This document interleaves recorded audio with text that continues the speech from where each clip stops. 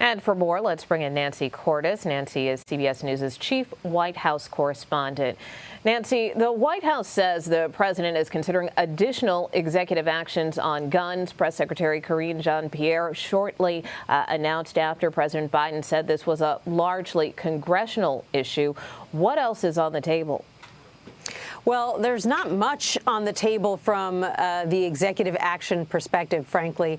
Nicole, Karine Jean-Pierre told reporters that as far as the White House is concerned, the president has done most of what he can do by executive actions. He has regulated ghost guns, first and foremost, and they feel that there isn't much that they can do, isn't much more low-hanging fruit that they can do without legislation from Congress, and so they are urging Congress to act. Now, I should point out that there are gun safety groups that believe that the White House can do more, that there are more policies out there that the president could attempt to enact on his own. But the reality is that anything that this president would do could very well be rolled back by a future Republican administration. And so that's one more reason why the White House is trying to put the spotlight on Congress. The White House is also trying to put the spotlight on the economy. As you know, a meeting between the president, Federal Reserve Board Chairman Jerome Powell, and Treasury Secretary Janet Yellen. Nancy, what came out of that meeting, and what does it suggest about the administration's messaging?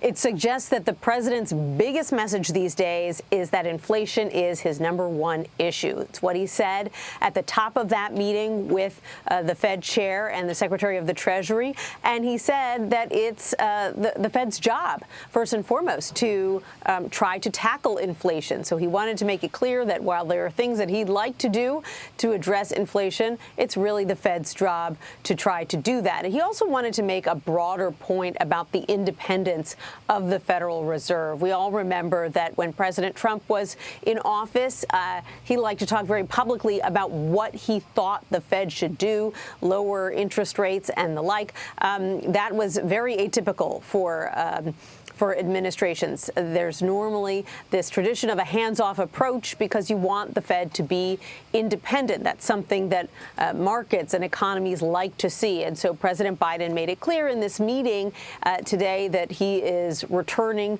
to that tradition. He's not going to tell the Fed chair what to do, although, of course, he would like him to focus on inflation. And as we come off of this Memorial Day weekend, gas prices keep hitting record highs today. AAA says the national average is at $4.62 a gallon. The president mentioned gas prices in a Wall Street Journal op-ed about the economy. And while it's clear the White House is trying to show they're focused on the economy, what actions are they considering? Well, you know, I was just going back through that Wall Street Journal op-ed, Nicole, to see if there was anything that I was missing that he said he plans to do in the future. And in reality, most of the things he lists here are steps that he has already taken. He talks about punishing Vladimir Putin. He talks about trying to fix broken supply chains. It really highlights the fact that there isn't that much that the president himself can do to reduce inflation. Now, he does lay out his priorities for Congress, and none of this will surprise you. He talks about the fact that Congress should pass clean energy tax credits and investments that he's already proposed. He talks about giving Medicare the power to negotiate with pharmaceutical companies. That's something that got stalled in the House earlier this year because some Democrats are on the fence about it. He talked about making common sense reforms to the tax code. These are all at the top of the White House wish list, but for a variety of reasons have gotten held up in Congress. And, it's unclear that there's, and you would know better than anyone, it's unclear that any of these policies are going to be moving forward anytime soon. So, at this point, the president can talk about inflation. He can talk about the fact that it's a big priority. But when it comes to touting big new measures that he can take from the White House, it's pretty slim pickings. Yeah, I was going to say it does seem like there were some veiled references there to parts of that reconciliation package that stalled in Congress late last year. I mean, do you think that could make a comeback?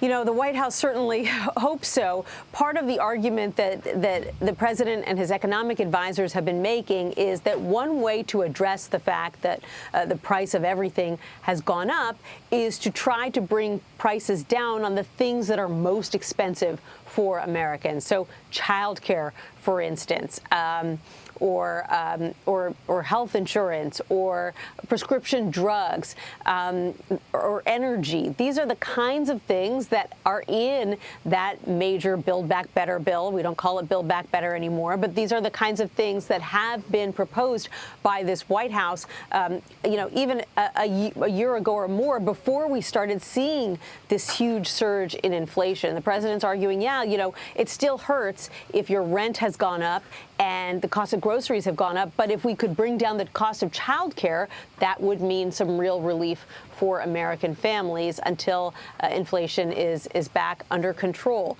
But, you know, as you pointed out, as of right now, that legislation remains stalled, partly because not only was he unable to get Republican support, but 2 Democrats in the Senate were on the fence, and the future, at this point, they're still talking, still negotiating, but no one seems to know right now just how big a package could survive and when that would actually happen. Yeah, and those 2 lawmakers you mentioned, Joe Manchin in particular, expressing some concern that that could contribute to inflation. So, Nancy Cordes, as always, we appreciate your analysis. Thanks so much. You got it.